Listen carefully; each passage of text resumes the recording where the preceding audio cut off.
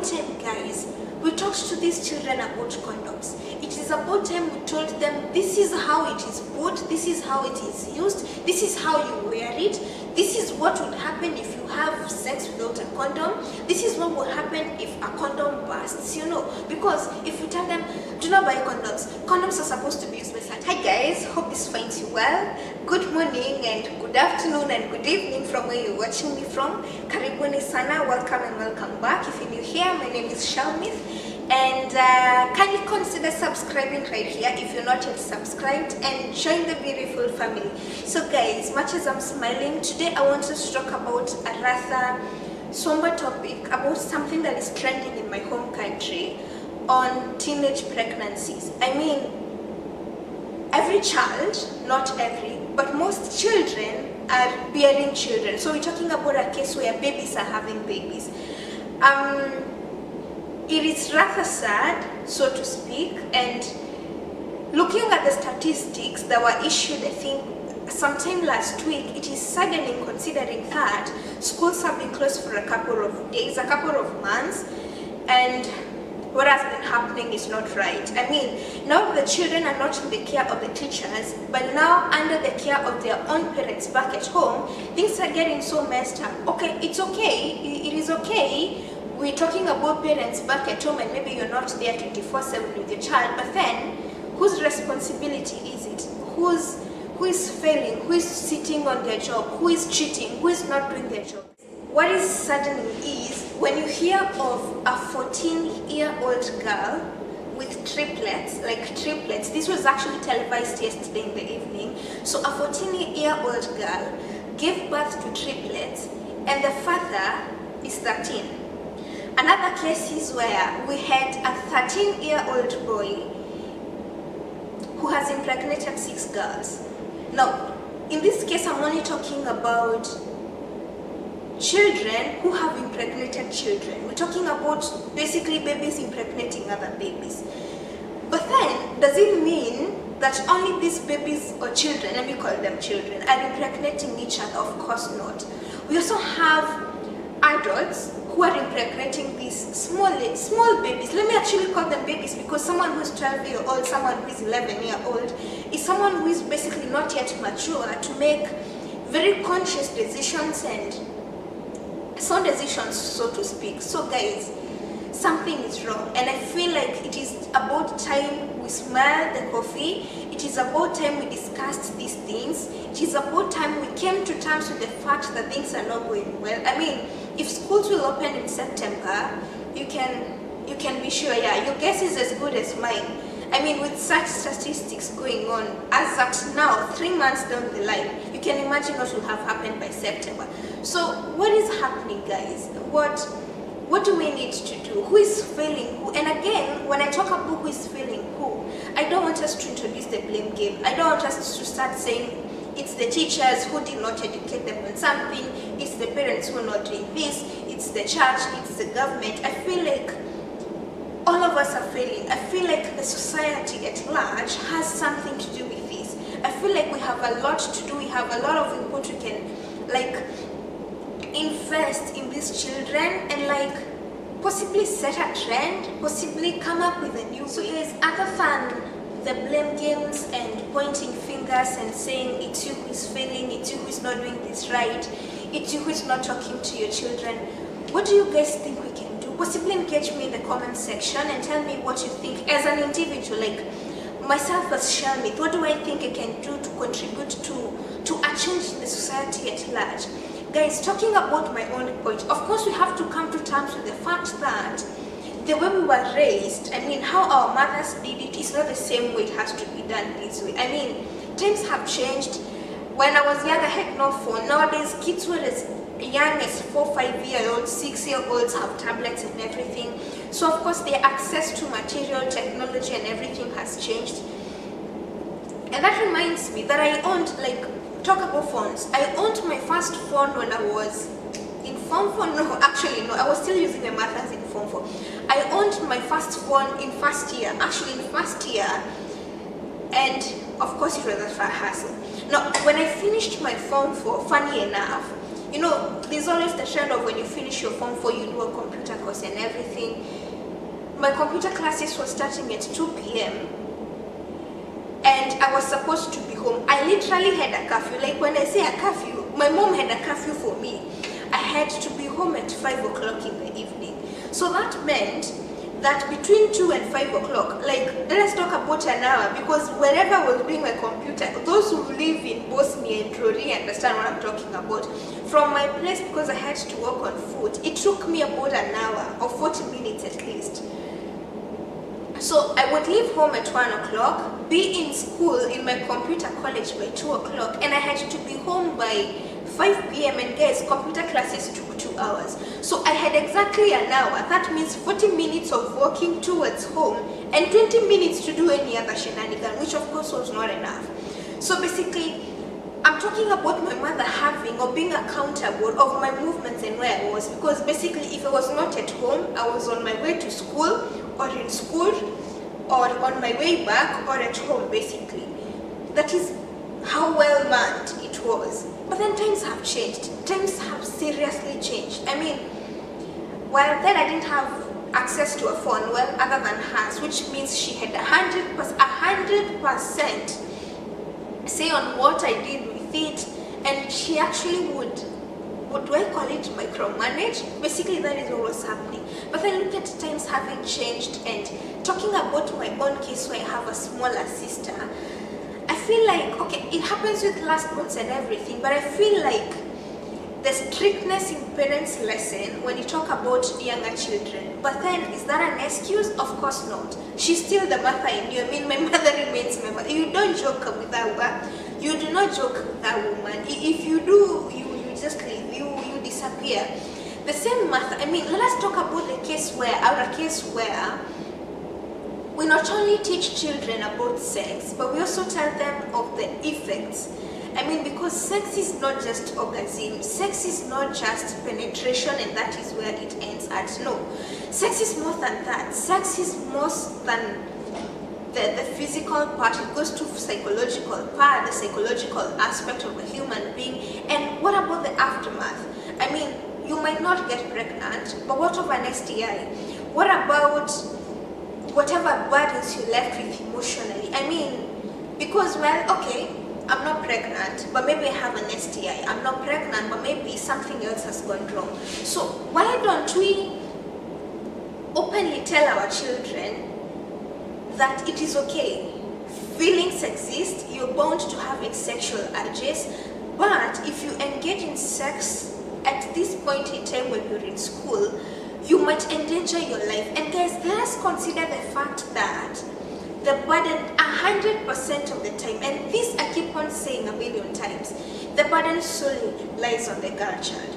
It is me, it is I, Shamith, who will get pregnant. It is I who will carry the baby to full term. I will deliver, I will miss my classes, I will have to take care of this baby. I mean, but that does not mean that we only talk to the female child. It does not only mean us talking to the girl child. It actually narrows down to us talking to the male children, of course, well, the boys in this case, so that they know, well, if I make Shamith go through this, if my name is William and I make Shamith go through this, I will mess up her future.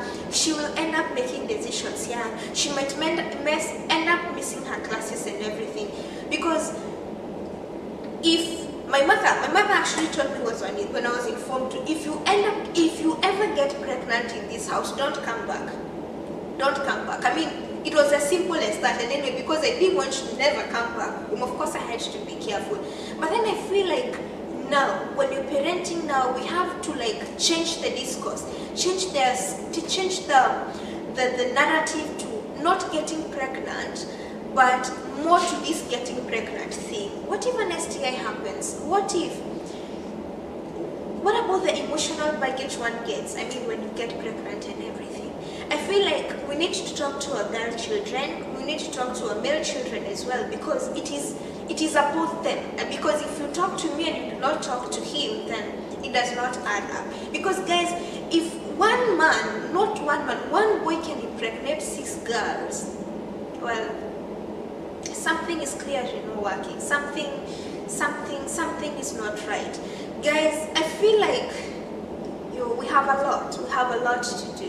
So guys, talking again about like giving them information and letting them know how things are happening, I feel like this sex education should not only be in our homes and in our schools, but also in our churches. I think it's about time pastors and whoever is on the pulpit stops calling sex the forbidden fruit, stops calling sex tabia mbaya, stops calling sex those quoted words. I mean, it is about time we called things, or we saw things in black and white. I think it's about time we started telling our teenagers and our children, I mean, based on how you've raised them, you possibly know when the right time is to talk to them about sexual education, which I think should start at an early stage, because again, we have cases where children are getting raped. I mean, they will know this is not supposed to happen to me, and they will also know if this happens to me, someone touches me inappropriately, then I should report to someone else, because you have told them from an early age, this one should not happen. When someone touches you like this, let me know. I mean, we should create a system where we communicate about these things freely, and especially in our churches, because we have teenagers going to churches and we feel like this is a safe haven for them, but maybe it is not.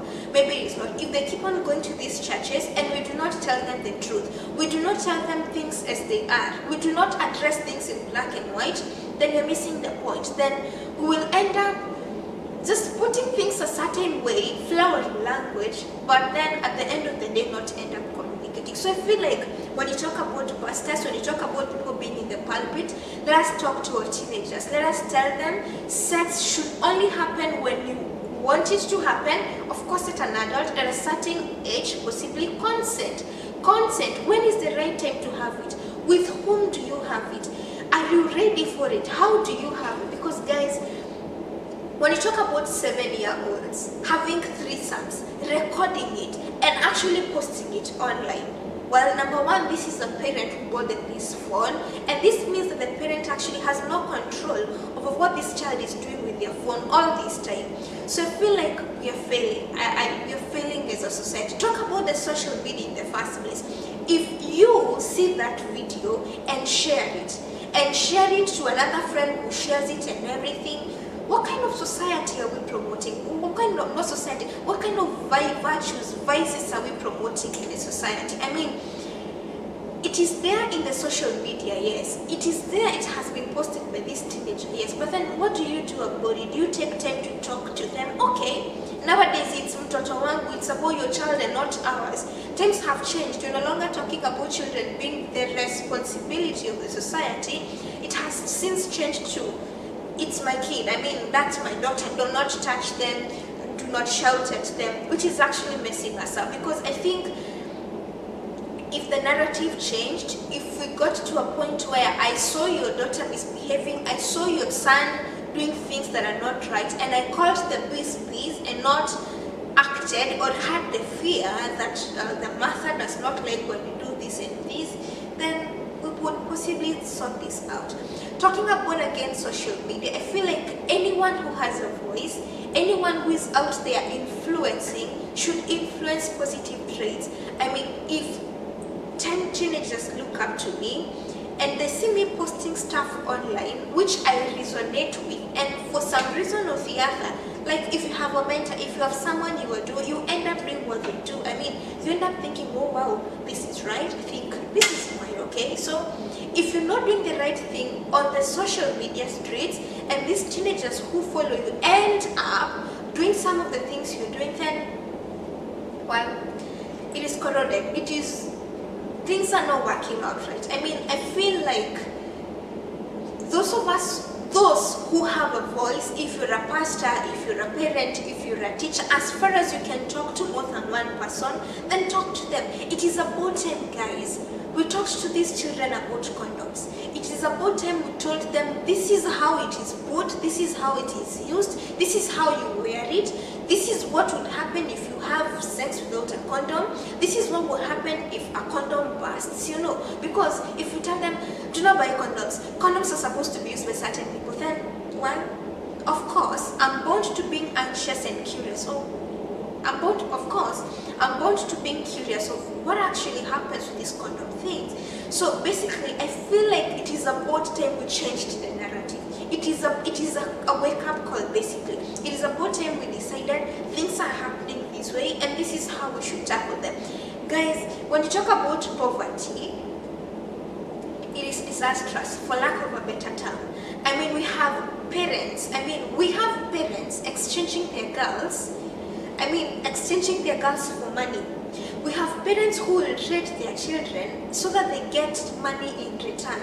Why? Because they cannot afford food. But then, so guys, having said that, I feel like it is about time. This is a wake-up call. Let us start talking to our children about sex. Let us start talking to our children about STIs, about HIV, about condoms, about family planning. I'm not saying we do the family planning with them. I'm only saying let them know that such things happen.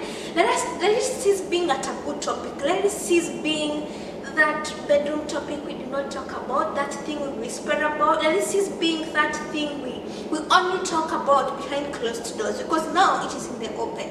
Let us actually bring it to the open and address it as it comes, because otherwise we should actually be ready for tough times ahead. Others, guys, can you engage me in the comment section and tell me what you think you as an individual can do, I as an individual can do to actually help curb the teenage pregnancies and everything? What do you think we can do to the society? What do you think we can do to our teenagers out there? What do you think is the right age for a child to be introduced to sex and sex education in large? And how do you think the parents are failing? How do you think, or where do you think the loophole is it, so that we actually come and hold a discourse where we call A's A's and not B's. We call black black and not red, so that we actually see things as they are and we actually help to the healing of the society. So guys, that is it from me. Let me wrap it up here. Can you consider subscribing, like I said down here? Can you engage me in the comment section? Let's see whether we can actually have a sane conversation and get things going. Have a conversation where we talk about these things in open daylight, we talk about these things in the media, so that we actually know what to expect and our children know what to expect, and of course we're preparing the next generation for a better life, basically, because well, this is not the best time to talk about such bad things happening. I mean, it is the 22nd century, and if we take this along with us, guys, by the time we open in September, what do you expect? So kindly, guys, consider subscribing, like I said. Engage me in the comment section, and make sure if you enjoyed this content, kindly give it a thumbs up, and share with your friends, guys. Share with your friends so that when they get to watch, they then indulge me in the comment section and we get to have a conversation going on. So that's it from me this morning, guys, this afternoon, this evening. I hope to see you in the next video. Before then, guys, talk to your children. If you're a parent, talk to your child. If you're an elder sister like I am, talk to your siblings, to your younger siblings. Let them know how these things are happening, and let us not shy from talking about what is happening in society. So guys, before then, I wish you nothing but love and a lot of peace.